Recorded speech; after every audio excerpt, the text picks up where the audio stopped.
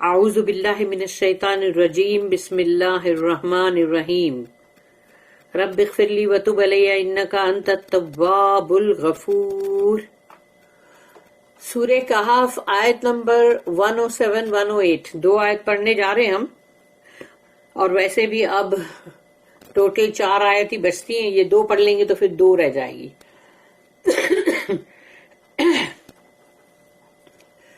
تو اب یہ چیز پہ غور کرو کہ پہلے میں تھوڑا سا ایکسپلینیشن دے دیتی ہوں کہ آیت نمبر 100 کے بعد سے 101 سے لے کے 106 تک کا سب ذکر جو ہوا ہے اس میں جہنم کا، کافروں کا، کس کس طرح کے کفر اور کیسے رسولوں کی مذاق اڑانا یا ان کی بات حدیث کو ماننا نہیں، اور پھر مطلب دوسرا یہ ہے کہ مطلب جو اللہ کی آیتوں کو جنہوں نے مطلب مذاق سمجھا یا نہیں مانا، ان کی خواہش ماننے کی نہیں تھی یا ان کی خواہش کے مطابق آیت نہیں تھی، ایسا بولنا تو توبہ استغفر اللہ۔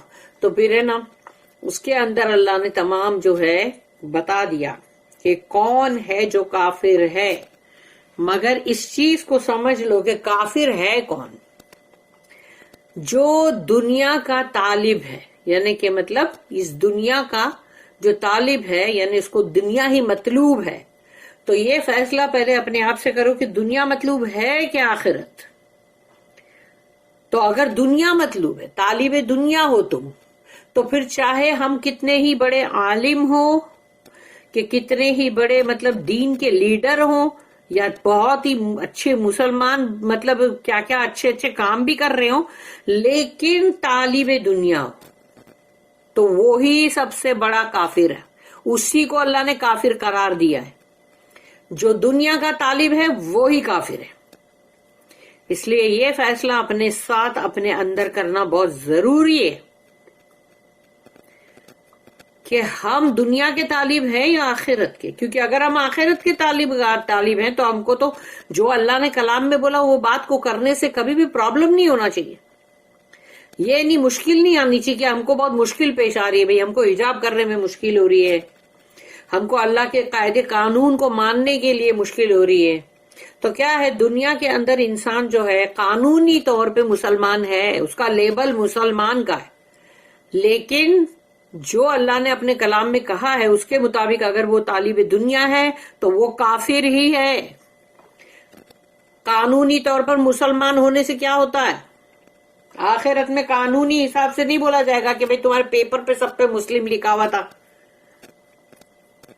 اور تم مرے تو تم مسلم قبر کے اندر گئے، قبرستان میں۔ یہ سب نہیں ہے،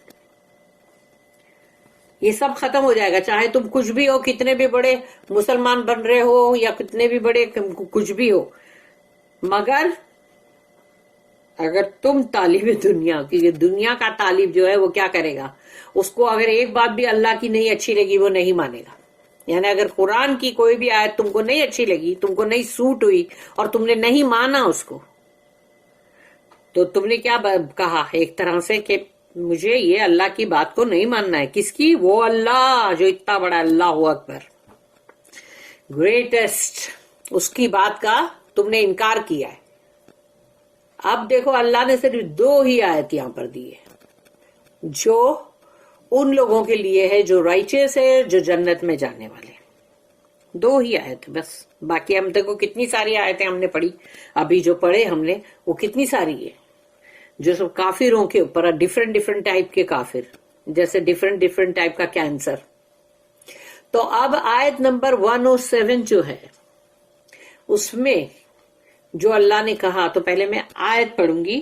اعوذ باللہ من الشیطان الرجیم بسم اللہ الرحمن الرحیم رب اغفر لی وتب علی انک انت التواب الغفور۔ آیت نمبر 107 سورہ کہف۔ ان الذین آمنوا وعملوا الصالحات کانت لہم جنات الفردوس نزلا۔ اللہم اجعلنا منہم آمین۔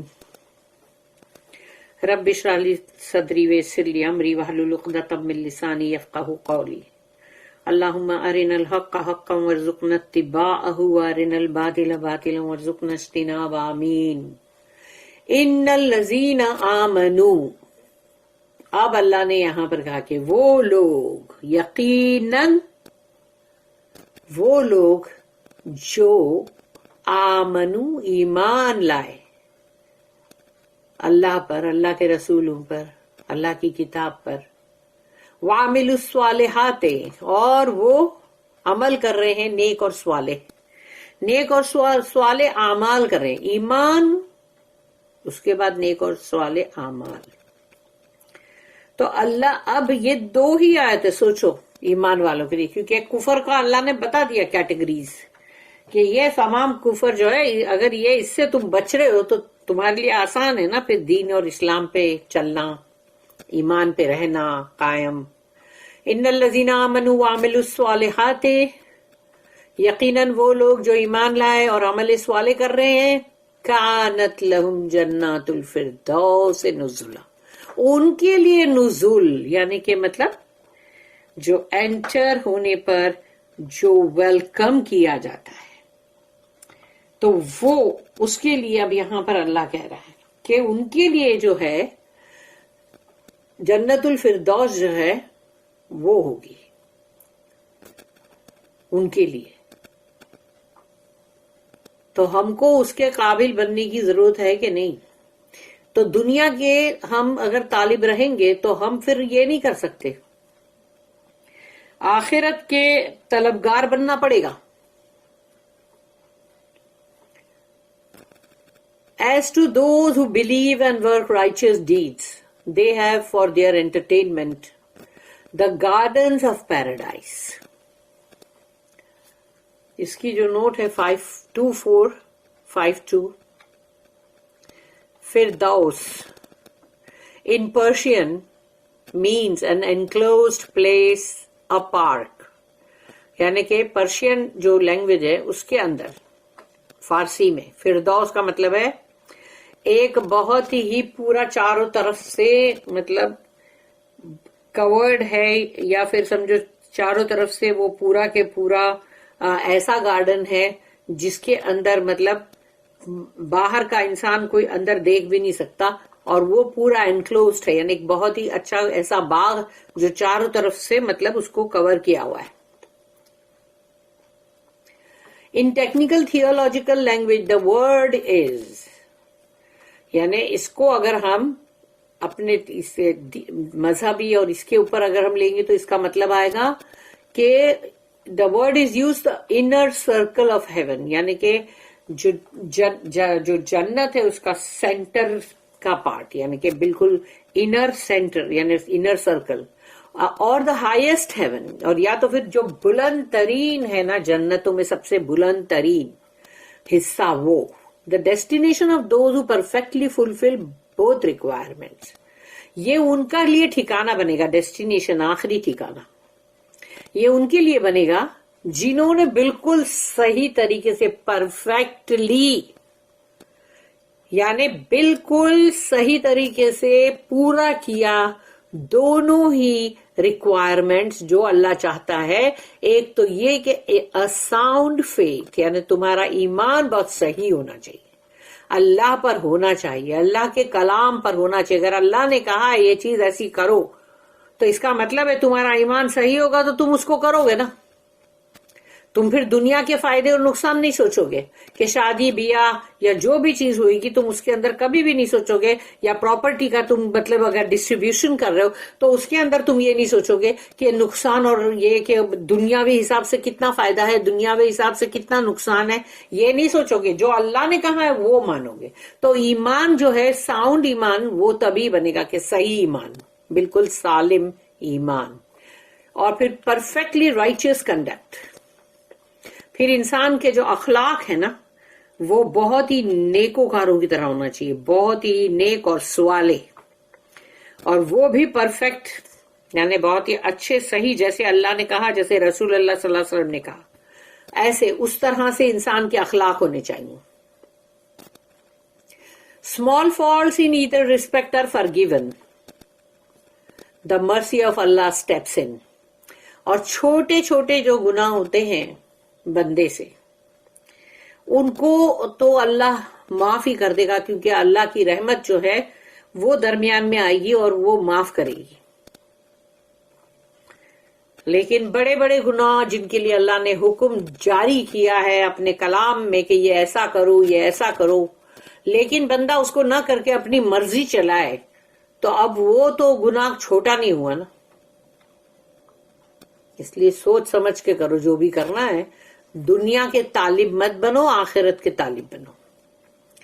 آیت نمبر 108 خالدین فیہا لا یبغون عنہا حولا.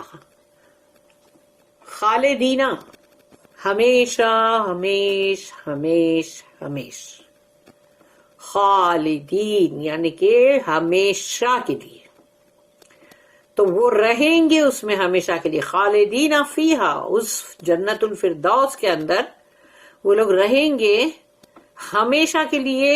اس کی کوئی مطلب وہ بتائی نہیں گئی ہے کہ وہ ٹائم جو لمٹ ہے وہ کیا ہے. وہ بہت ہی ہے، وہ بہت ہی مطلب جس کو کہیں گے کہ جس کی کوئی بھی انتہا نہیں ہے، یعنی وہ کبھی بھی ختم نہ ہونے والی بات ہے. وہ زندگی لمبی ہے نا، ہزاروں برس کی ہے. تو اسی لیے خالدین فیہا رہیں گے اس میں ہمیشہ ہمیش ہمیش. لا یبغون، وہ کوئی چینج نہیں چاہیں گے وہاں پر کہ نہیں ابھی بس ابھی بہت یہاں رہ لی، ابھی ہم کو چینج چاہیے. جیسے کہ انسان اگر کشمیر جیسی جگہ پر بھی جائے، بہت خوبصورت جگہ ہے، لیکن تھوڑے دنوں کے بعد تم وہاں سے جانا چاہو گے، پرماننٹلی رہنا نہیں چاہو گے. تو جو لوگ وہاں پرماننٹلی رہتے ہیں ان سے پوچھو تمہیں خوبصورت لگتی ہے جگہ، تو بولیں گے نہیں، اس لیے کہ ان کو آل دا ٹائم برف ہے، اس کو سہنا پڑتا ہے، پھر وہ برف کے طوفان ہیں وہ آتے ہیں، تو اس طرح سے سب بہت ساری تکلیفیں سہنی پڑتی ہیں ان کو. ہر دن طوفانیں آ رہے ہیں تو پھر کیا ہوگا. تو ایسے ہی سوئٹزرلینڈ ہے. اب سوئٹزرلینڈ بہت خوبصورت ہے، سب دیکھنے جاتے ہیں، لیکن کیا رہ سکتے ہیں وہاں؟ تھوڑے دن کے بعد اُب جاتے ہیں نا. لیکن جنت وہ جگہ نہیں ہے جہاں سے بندہ اُب جائے.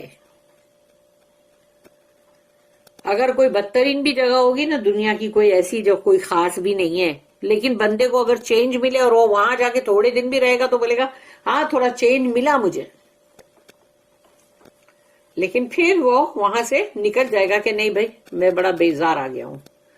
تو اللہ یہاں پر کہہ رہا خالدین فیہا رہیں گے وہ اس میں ہمیشہ ہمیش، ہزاروں لاکھوں برس. لا یبغون عنہا حولا، اور نہیں چاہیں گے وہ وہاں سے کوئی بھی تبدیلی کہ بھئی ابھی ہم کو یہاں سے ہم بہت اُب گئے، بور ہو گئے، ابھی ہم کو دوسری جگہ پہ مطلب لے کے جاؤ.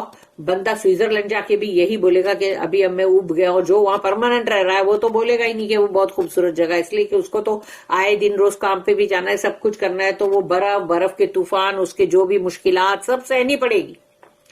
گھر کے باہر، ہاؤس کے باہر برف جمع ہو گیا تو اس کو صبح صبح کدالی لے کے اپنا وہ برف کو اس پیٹ سے ہٹانا پڑے گا، تبھی اس کا دروازہ کھلے گا. تو اس طرح سے وہ ساری مشکلات رہے گی تو اس کو کیا خوبصورت دکھے گا وہ. لیکن جنت ہمیشہ ہمیشہ کے لیے خوبصورت لگے گی، اور اس سے بندہ نہ کبھی بیزار ہوگا نہ تبدیلی چاہے گا. لا یبغون عنہا حولا، وہاں سے وہ کوئی تبدیلی نہیں چاہے گا. سوچ لو، یہ بات اللہ کے کلام میں، اللہ کی آیت میں. Wherein they shall dwell for aye, no change will they wish for from them.